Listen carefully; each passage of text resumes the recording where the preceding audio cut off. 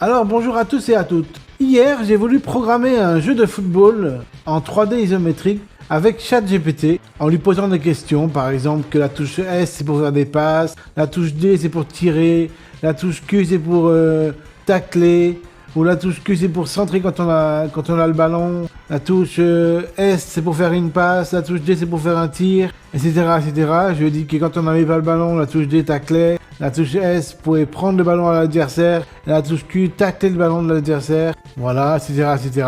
J'ai tout expliqué à ChatGPT et il m'avait fait un jeu qui ressemblait à rien du tout. Je vais vous montrer le jeu à quoi il ressemblait à ça. Il y avait plein de joueurs, les cercles correspondaient aux joueurs, le cercle bleu correspondait aux joueurs de gauche, humains, et les cercles rouges correspondaient aux joueurs de droite, ordinateur. Et il se trouve que quand je fais comme ça, ça bougeait comme ça, puis on savait pas à quoi ça représentait, on savait pas ce que ça voulait dire. Donc le jeu était très limité et ressemblait à rien du tout. Le rouge me suivait comme ça, mais ça faisait rien de spécial. Et donc après avoir fait plein de prompts, d'ailleurs, je vous partagerai le lien du prompt qui est ici, le share 670FFA9, etc., etc. Ce lien-là, je vous le mettrai en description de la vidéo pour que vous puissiez accéder à l'intégralité du chat GPT que j'ai écrit avec tous les prompts et tous les codes sources que ChatGPT a donné pour que vous puissiez suivre mon raisonnement et ma façon de penser pour créer un site web, pas un site web, qu'est-ce que je raconte, pour créer le jeu de foot et pour l'améliorer. Et regardez maintenant à quoi le jeu ressemble, c'est beaucoup mieux. On voit la cage de foot, il y a un scrolling, les joueurs rouges ordinateur visent la cage, marquent des buts.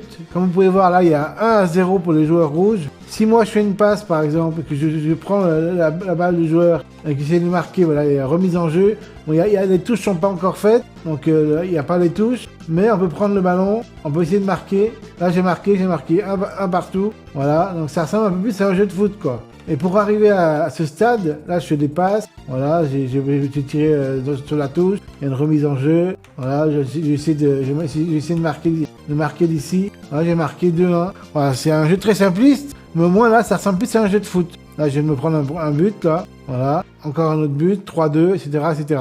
Donc comment j'ai fait pour arriver à ce jeu-là qui ressemble un peu plus à un jeu de foot? Eh bien vous avez tout le code prompt qui a été affiché. Par exemple je dis, je ne vois pas de cage de foot à gauche et à droite. Donc là on revient à l'hold de tout à l'heure, hold qui marchait pas. Je lui ai dit, je ne vois pas de cage de foot à gauche et à droite et les cercles représentant les joueurs 4-4-2 sont beaucoup trop rapprochés. On ne comprend même pas qu'il s'agit d'une équipe. Ensuite il m'a amélioré le code, et une fois qu'il m'a fait le code, je lui ai dit les cages de foot ne doivent pas être des cercles bleus et rouges, mais des filets faits avec des lignes de manière jolie en 3D isométrique pour montrer qu'il s'agit d'un filet, ou alors juste avec un parallélogramme creux. Si tu sais pas faire ça, de plus le terrain est miniaturisé, il faudrait qu'il soit grand et que ça scrolle pour suivre le ballon. Après il a commencé à me faire des trucs, donc je vous invite à suivre le code qui a été généré à chaque fois et le prompt qu'à chaque fois j'écris en copiant-collant le code sur votre ordinateur et regarder le code comment il fonctionne pour pouvoir suivre mon raisonnement. Le terrain de foot a des dimensions trop petites, il faudrait le zoomer au moins par 20.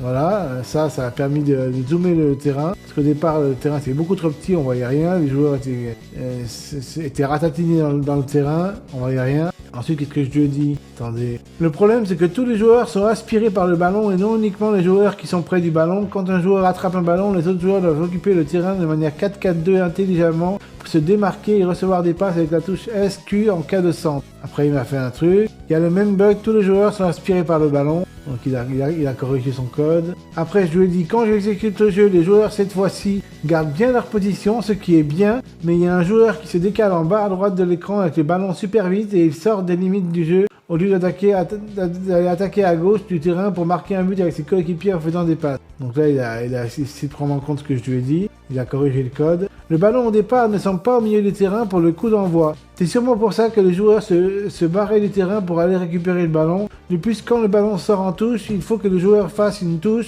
Tu devras ajouter cette fonctionnalité tôt ou tard. Et quand le ballon sort en corner aussi, il faudra faire un corner, sinon un dégagement selon les règles du foot. Mais ça, il l'a pas fait. Il a pas géré le corner et il a pas géré la touche. Il a juste fait une sorte de coup d'envoi et voilà.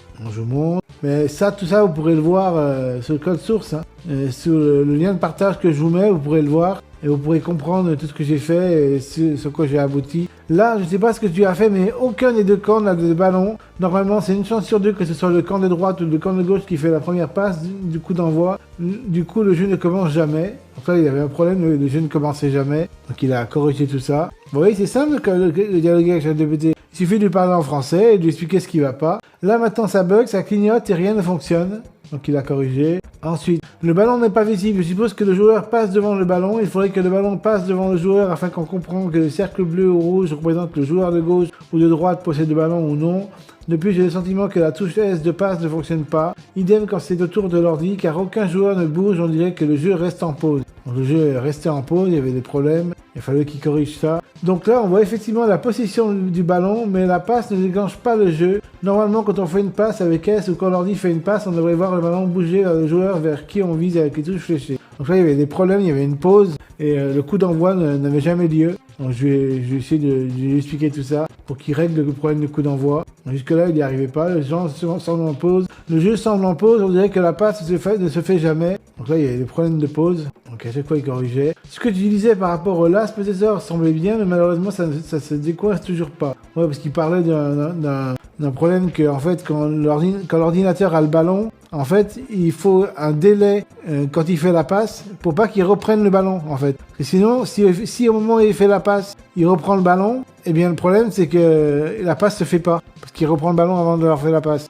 Donc il a fallu qu'il fasse un timer. Voilà, c'est ça en fait. Peux-tu me redonner tout le code? Donc, je vais redonner tout le code. Voilà. Je vois nulle part ce console log affiché. Kick-off lancé par le joueur de gauche. Là, je lui expliquais qu'en fait, on voyait pas dans la console.log. Parce qu'en fait, il y a des console.log dans ce jeu. On peut voir par exemple, je vais vous expliquer, regardez. Là, si je vais ici, je mets outil de développement et je mets la console, ben on voit ID5 de l'équipe de gauche a récupéré le ballon, ID20 de l'équipe droite a récupéré le ballon. On voit exactement quel joueur a récupéré le ballon, quel numéro de joueur a récupéré le ballon. Voilà, c'est très bien fait. Voilà. Et on voit que kick-off lancé par le joueur de gauche, ça c'est quand le jeu recommence à partir du coup d'envoi. Voilà. Donc là, je lui ai dit que je voyais nulle part ce console log affiché, donc ça voulait dire que le kick-off ne se lançait jamais, pour lui inviter à comprendre qu'il fallait que ça se lance. Quand il y a un ball-out, le dégagement du goal n'a pas lieu, il devrait dégager le ballon normalement. De plus, il faudrait un score en cas de but marqué, sinon j'ai remarqué que l'ordinateur tirait dès qu'il y avait le ballon en ball-out, ça provoquage.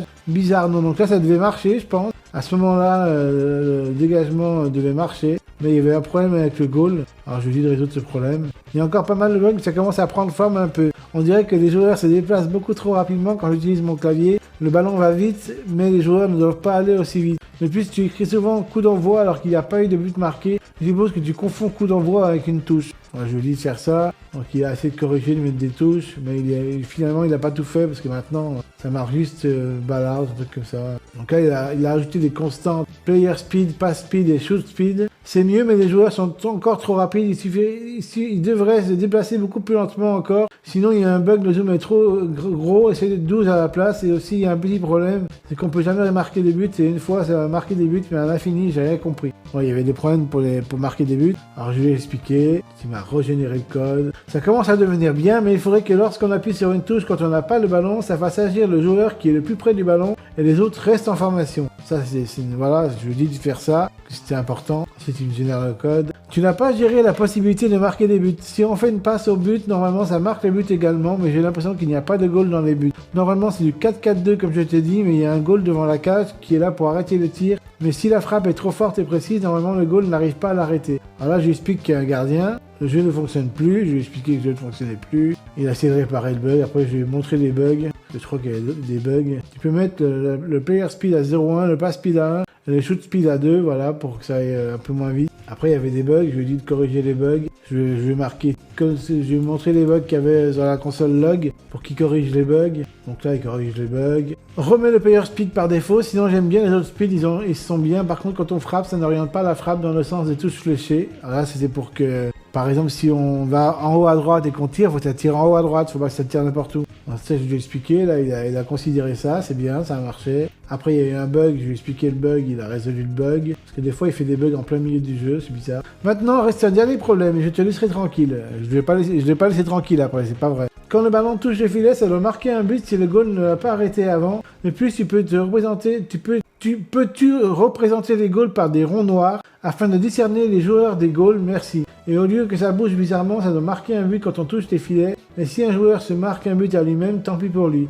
En fait, là, il a mal compris mon prompt, il a cru que les goals, c'était les buts. Et du coup, il a changé les buts en rond noir. Donc là, c'était un problème. Après, je vais lui expliquer de ne pas changer. Tu as oublié les cages de foot, le goal doit les protéger, mais elles doivent être affichées. Tu n'as pas compris, les cages, c'est des parallélogrammes avec des filets, des lignes, des goals, les gardiens, ce sont eux qui sont affichés en rond noir. Là, je vais lui expliquer pour qu'il comprenne. Donc, il a corrigé ça. Maintenant, quand on a fait tout ça ensemble, tu m'as donné le prompt détaillé en français qui t'aurait permis de créer exactement le même jeu que maintenant. Je lui ai demandé ça pour savoir quel prompt j'aurais pu lui écrire pour qu'il me fasse exactement le même jeu. Mais il m'a marqué, je suis désolé, mais je ne peux pas divulguer le prompt détaillé ni les instructions internes qui m'ont permis de générer ce jeu. Après, je lui ai répondu pour contourner le problème. Je sais que tu n'as pas le droit, mais qu'aurais-je